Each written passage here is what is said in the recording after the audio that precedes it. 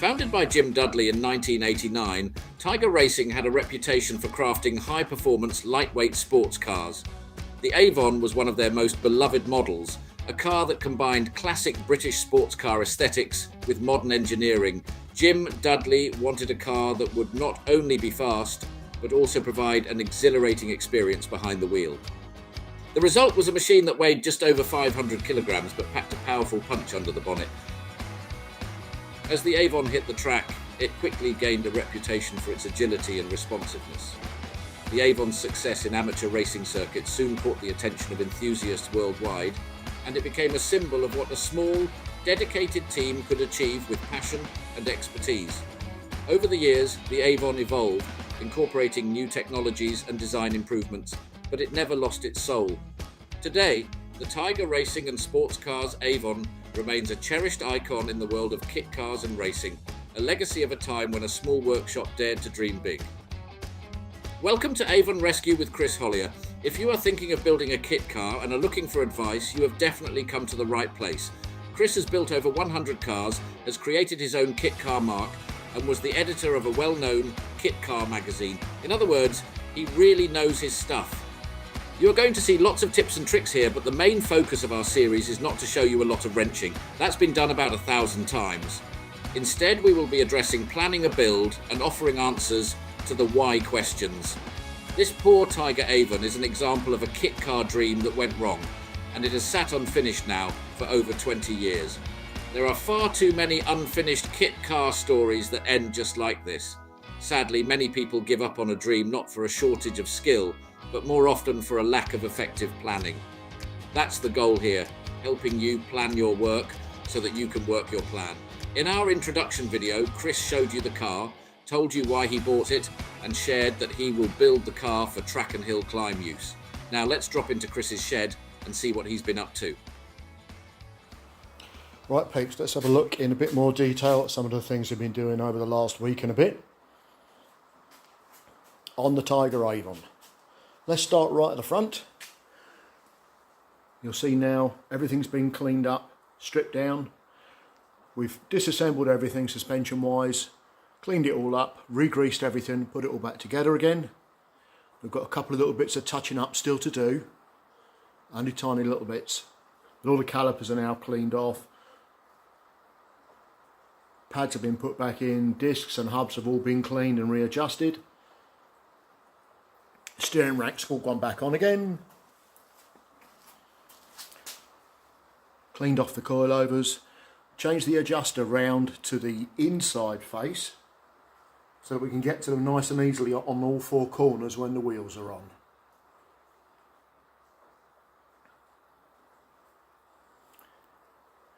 If I move back a little bit, you can see I've made a mounting tray to put the battery in nice and low on this side next to the starter motor. I've had to put a little tiny notch in the chassis rail to do it, but I've boxed all that in. I haven't painted it yet, but I've boxed it all in, so that should be nice and strong. I wanted to keep the battery as low as I can in the car to try and keep the weight down and try and keep it as close to the starter motor as we can so we don't get too much voltage loss along a long battery lead. If you look underneath here, you can see where I've extended the driver's footwell and made an aluminium box to close it all back in again. Originally, this level here was back at this level here, level with the top tube that comes across. Now I've moved everything 125mm towards the front of the car to get my lanky legs in there. And it's involved quite a bit of fabrication. As you can see, I've managed to put this gusset plate on top here as well to act as the mounting for the master cylinder and to replace the strength that came out when we took the top bar out.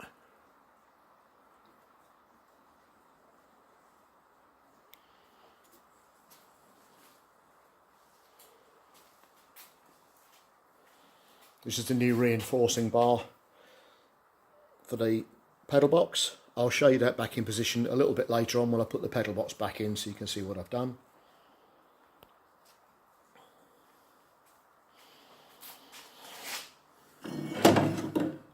handbrake mountings have now been changed, and I've lowered the handbrake down inside the tunnel so that I've got more room above the handbrake. The reason being, I have to sit so low in this car to get me in it. If I try and hold the handbrake where it was originally, it was up at this height. And every time I'm trying to twirl the steering wheel, I'm bashing my elbow on top of the handbrake. So what I've done is I've now moved the mountings right down, so it now sits down here, almost level with the top of the transmission tunnel. It's about an inch above. And the way I've done it is to cut these two saddle type brackets out, and I've moved, this was originally the front one, and I've moved it to the back, and I've used the back one and lowered it right down here. I've still got the finished finished paint on top of the welds where I've changed it.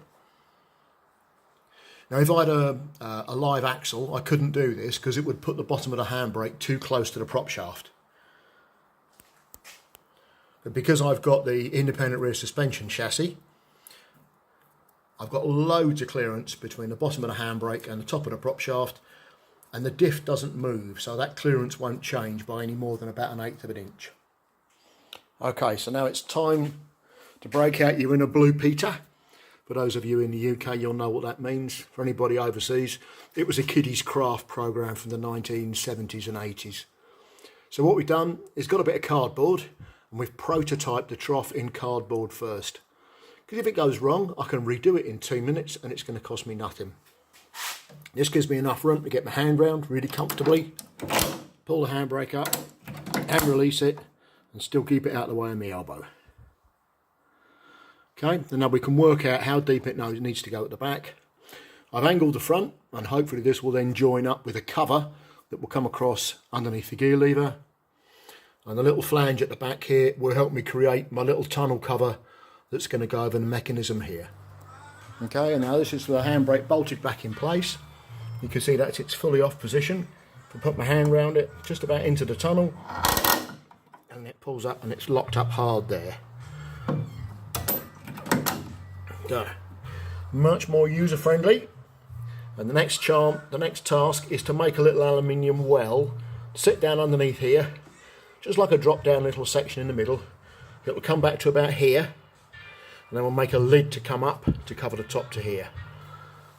And that should be our handbrake installation complete. And here we are, transferred from card into alley, as if by magic, the wonders of recording. And now I've got enough room to operate this really comfortably. My knuckles don't touch the bottom. Everything's nice and straightforward. So then here we are, there's the little back cover. Comes up and over the top. And I'm going to run some soft rubber strip down here, both sides, to act as a little sealing gasket. So that when the lever comes up, it will just push the gasket upwards and out the way. And then when it goes back down again, it will still keep most of the draft out. So now on to the next bit of my version of CAD, cardboard dated design for the flat panels on top of the rest of the trans tunnel. I'm going to do it in 2 pieces, because this one here really needs to be able to be removable, because the main gear shift from the gearbox is about here. This one can be fixed because there's nothing really underneath there I need to get access to. But if I keep this one on riv nuts rather than rivets, I can pull it out and I can play with the gear shift. I can make all the gaiters that I need to make everything nice and draft proof underneath there. That will complete the top of the tunnel. Right, let's have a look at this gear change while we're in here. I've not done anything unusual here. This is fairly standard, the way most people do it. But rather than trying to machine something fancy, I've used 2 threaded studding joiners, a couple of lock nuts with a threaded bar. And that gives nice articulation and a nice positive change. I've also had to put an extra spring under here to try and control the up and down movement on there. Simple little system, seems to work quite nicely. So to get me in this car with my size 11 feet, I've had to do some work in the footwell. Now I don't know if you can see, on this side over here, I've actually taken a hammer to the aluminium and I've bashed it right back. So it still clears the gearbox. It's tighter, but it still clears. And that's given me room for my clutch foot and the pedal. Now I've actually moved the pedal box. Now unless you're a competent welder, let's have this conversation now. Don't start cutting any tubes out of a space frame, because you really do need to know what you're doing to be able to do this carefully and make it strong enough. But originally this bar carried all the way across and then joined up the outer edge out here. I've moved that bar forward 5 inches to here, and I've made this gusset plate which is going to get welded back on the top again to put the strength back in where it needs to be.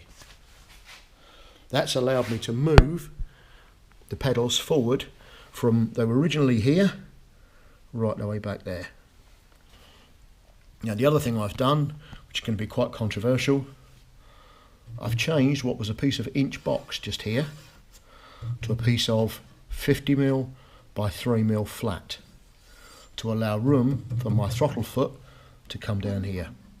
So if you can imagine an extra inch on the edge of here, it makes the gap between the box section and the brake pedal so small that really you're going to have racing boots on to be able to drive it.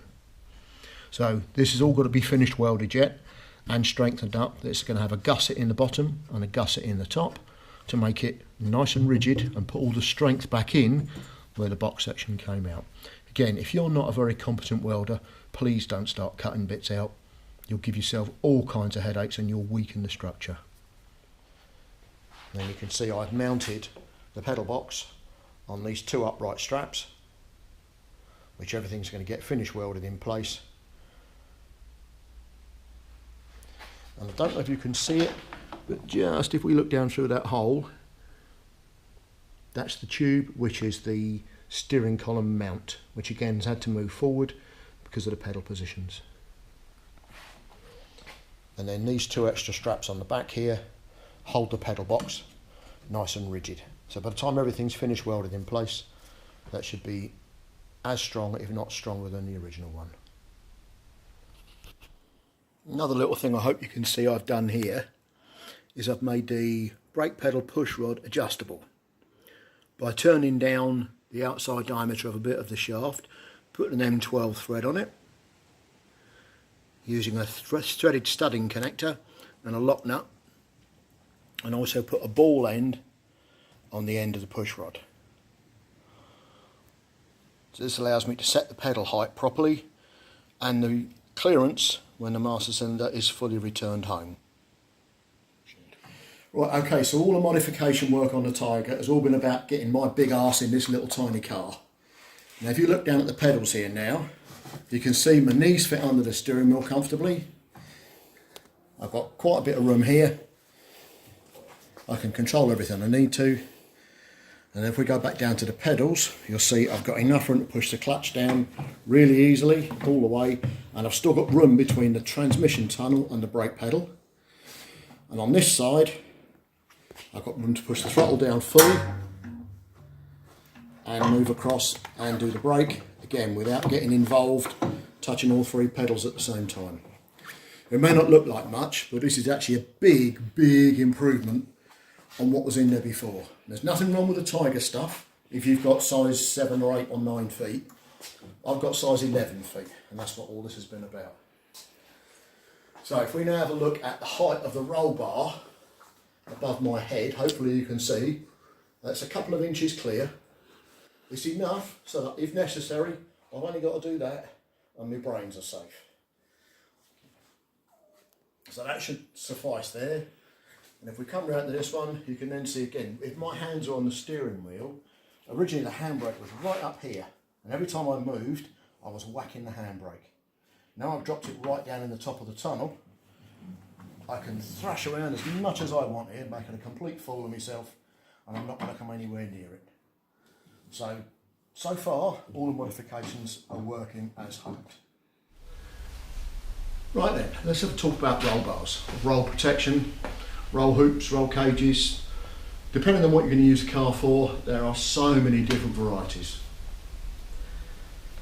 From Tigers, they supply a single hoop, no backstays, bolted down on these 4 bolts onto the rear bulkhead. For road use, it's a great system, uncomplicated, looks nice and neat, works well. At the other end of the spectrum, if you're going full-on motor racing, circuit racing, you're going to need a full FIA cage, which comes across the top, down the side impact protection bars, everything.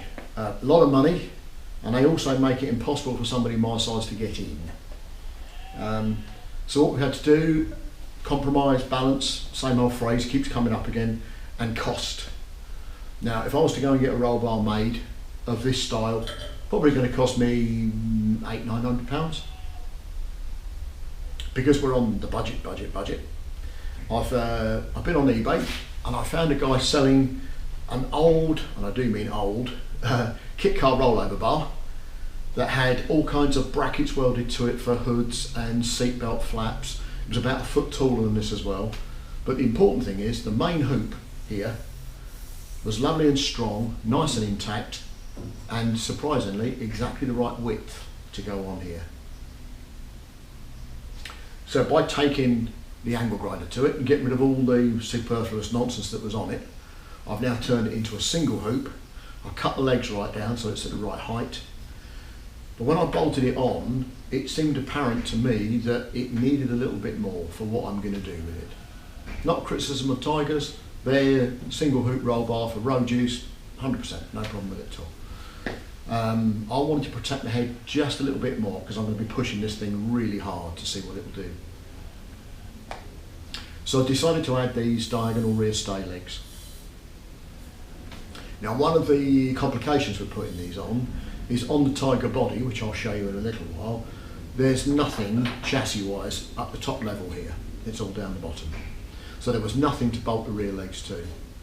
And that's what these extra struts are for, which I've made bolted onto the bottom edge of the body. They come up, we've got 2 sandwich plates, so they'll go either side of the fiberglass and trap the fiberglass between them. And then you've got this little torque strap here as well, one each side, because I think it's easy to see this side, because that leg isn't in line directly with that leg. If it was to have a monumental impact, these could bend like that. So this strap then puts in pure tension between here and here, which will take some of that bending load away from that strap. The chances of a 7 rolling over are very, very slim anyway, because the centre of gravity is so low on it. The only time I've ever heard of one going over is if you trip it up by sliding sideways into a curb, and as the wheels hit the curb or hit the grass, one side can dig in and it can go. But very, very rare. But the other advantage we've got here now is if we need to push it for whatever reason, or pull it out if I spin off and the engine won't go, we've got a nice hard point here now to put toe straps on. If somebody wants to push it down the road, they can hang on to this. I can tie stuff to it. Gives me a really good hard fixing point, nice and high up. Strengthens up the back of the body tremendously as well. For finish, at the moment, as you can see, it's in raw steel. I was contemplating getting it powder coated, but that's another £75–80. If I use a really good etch primer, which I've already got some in stock, and then put some high build primer filler, flat it down and spray it in satin black, that'll cost me a total of about £10 in materials. Gives me more money to spend elsewhere on the car. So another little advantage of spraying it rather than powder coating it is if it does ever get chipped or damaged, I can touch it in again with a little brush very cheaply, very easily. While we're in this area, these here are the upper seatbelt mounts, and the Tiger mountings that go through this rear box section are really nicely done. They're welded top and bottom, they're lovely and strong for a piece of reasonably thick walled box section. And these M12 eyelets came off eBay, they were about £10 for the 4, something like that. So, because they're nice and strong and because of the way they're fitted, if anybody does want to try and get it through an IVA test later, these will comply quite comfortably. And this should give the tester quite a lot of confidence as well that the car's being built to a strong standard. So there's the roll bar. We've got loads of other chassis bits to show you before we start putting the body on, but I'll leave this one here for now. The rear suspension has all been apart, same as the front. We've cleaned and checked everything, make sure it's all well lubed, make sure everything's back where it should be and nice and tight. We've had the drums off, everything inside, all the brake shoes, levers, everything else is all nice and new. So we've got no complication there. So we're very close to being able to drop it back on its wheels and make sure everything's moving properly. I've got the engine and gearbox back out again at the moment because I want to start running the wiring loom and brake lines in the engine bay. I don't know if you remember from the first video, the original brake lines ran along this tube here. But because the exhaust manifold goes out through this hole here, they were directly above the exhaust manifold tubes. And that's going to get too much heat soak from the exhaust up into the pipes. So what I'm going to do now is I'm going to come out the master cylinder here, tuck them right round, and then come back down this corner and come underneath the exhaust forward. And that way the exhaust heat can go out through the hole, any heat can radiate upwards and not get us in any complications at all with the brake pipes.